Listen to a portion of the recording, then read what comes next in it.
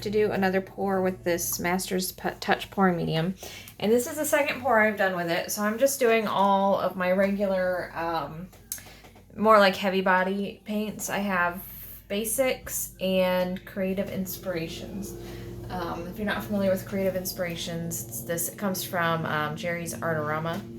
And then I have some Basics colors. I think purple is my Creative Inspirations. Those two are Basics, and I think I have a Academy acrylic from Hobby Lobby as well.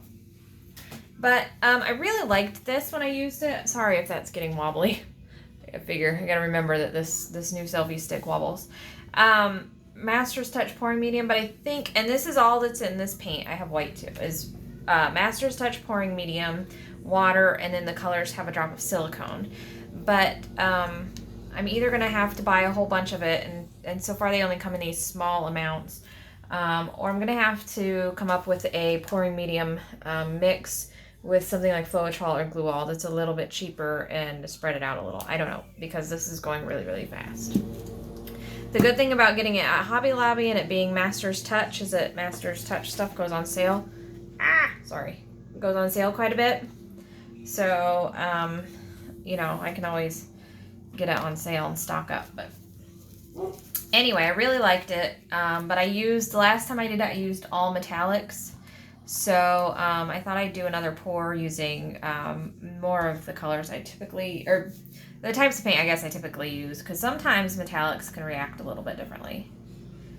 If you want to see how I mixed it with the pouring medium, I will put a little link here to the first video I did. And I mixed it exactly the same. This is cadmium red light. Cadmium red light hue. It's so pretty. It's almost an orange or a reddish. It's definitely on the red side of the orange. But it's almost like a blood orange. It's really, really pretty. I like it a lot. I'm gonna do like a kind of like a oh goodness gracious. Well, for crying out loud, my brain just turned itself off. A floating cup.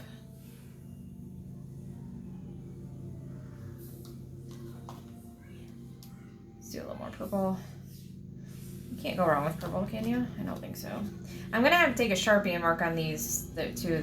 That's what's in here is paint with that Master's Touch pouring medium. All right, now let's flip this. Since I want it to float a little bit, I'm going to take a pin, and I'm going to poke holes in here to help it slide a little bit. Break that suction. I'll just do two, one on each side. There we go. And I hope it turns out as well as the other one. The other one was so pretty. And I will link to that. I'll put a little card up there too for that one, in case you want to see how the first one went. It was really pretty. Okay. Let's see if I can just tilt it along a little bit. Flowing. I like dragging it. I'm a dragger.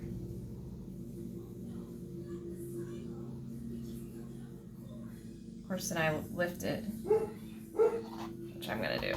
I have a short attention span, I guess. Look how pretty that is. Where is my torch? There it is. Not right now, Cuckoo. Not right now, Cooper.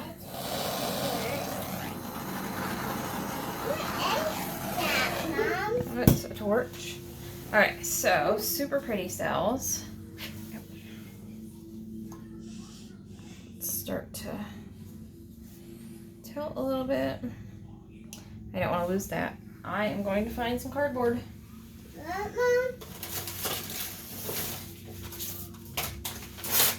Cardboard? Yep. Why? Alright, well I don't have cardboard, but I have these little old, there's my Christmas label stash. Gosh, that's pretty right there, isn't it? That'll be enough to keep all that paint from going off the corner. What I liked about this when I used it day before yesterday, or I guess it was just yesterday, is it held the shape of the cells. It's really pretty. The cells didn't totally break up as I tilted. Ooh, that's really neat right there. Let's grab that paint there. We're gonna go down this way. And it does dry glossy like Liquitex pouring medium does. And it says it dries to a water resistant finish. So it's certainly not like the protection of a UV varnish, but you know, if you're looking for something that's just gonna be like kids grab it with sticky fingers or whatever, you can wipe it off. You can dust it off with a, you know, damp rag. If you're okay with that level of protection, then you don't even really need a varnish. Don't argue. I know it doesn't have the UV protection and all that, but depending on what you're comfortable with. Well, that's pretty. Got some cells there. Oh, that's pretty, that ghosting in the yellow into the purple. I'm gonna do some close-ups after I touch up the sides. That was super quick.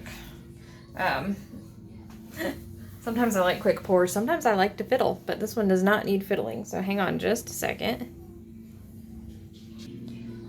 Alright, we'll do some close-ups here. This turned out super pretty. If there's anything you want me to try with this Master's Touch pouring medium, let me know. I think my next experiment is going to be mixing it either with some glue all or floetrol. If you have a preference, let me know. That's really pretty right there. I'm not sure. It's definitely thin, so I think glue all could be okay to mix with it, like 50-50. I've never been, I don't usually use glue all, I should say. But I'm thinking floetrol with this might be, like, if I mixed it 50-50, it might be too thin. I don't know. So I'm going to think about it, and then I'm going to play around a bit. So if you have an opinion one way or the other, let me know. I kind of like this one. I like that all the white is down here, and then you've got this red and purple and yellow over here. Super cool. So anyway, that's pour number 2 with Master's Touch pouring medium, and I'm gotta say, I'm still pretty happy with it. So there you go. We'll see you next time, guys. Happy pouring.